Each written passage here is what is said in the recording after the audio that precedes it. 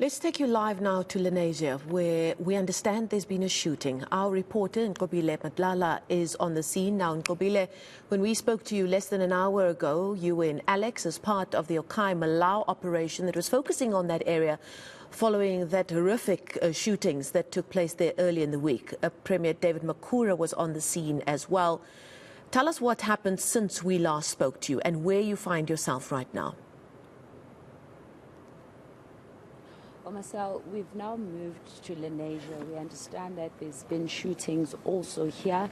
As we arrived, we saw that the provincial commissioner was actually getting briefed so that he can give us information. And of course, he joins us here now with Deputy Provincial Commissioner. What is going on here now? Thank you very much once more for the opportunity. We are in Lenasia, the suburb called Thembelihle. Another horrific, horrendous crime scene. The preliminary investigation and information in the disposal of my first responders is that where those two bodies are lying, these people, they were sitting around the fire. And then they were attacked from that point. Two died there at the corner. Another person died down by the street.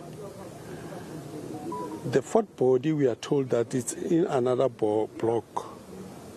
We don't know how did it happen, whether that person was part of this group or he was found by those assailants when they were moving away from the crime scene. But as investigation continues, we'll be in the position to can establish the link between these three bodies here and that body there.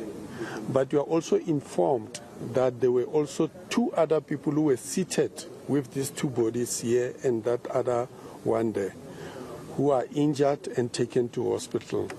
So I can confirm that currently we have 4 deceased, 2 injured. But as and when the investigators, they've combed this crime scene, they've established the motive, and as to exactly why the people seated around the fire are just being attacked like that, we'll be in the position to can update the citizens. Currently, the Premier is here, the MEC is here, trying to can talk to the communities because of there is a brick wall between the community and us. They don't want to tell us exactly what have they seen and so forth. But I'm also informed that the next of kin of these two bodies, they are also part of the people who are here, and the ones who have shared the information to say that no, they know there are people that were here seated around the fire and enjoying themselves here. So at least we have a light to say people, they were just seated and they were just attacked for no apparent reason. But we will work around the clock to can try and establish who did this thing, and we have withdrawn some of the teams from elsewhere to can begin to look around and search for those who have done this thing. For now, I don't want to confirm any type of firearm used because I see some cartridges on the ground. As soon as the forensic people, they've done their work, they've picked up the cartridges and so forth, they'll brief us accordingly to say what type of firearm was used. Right. Thank you.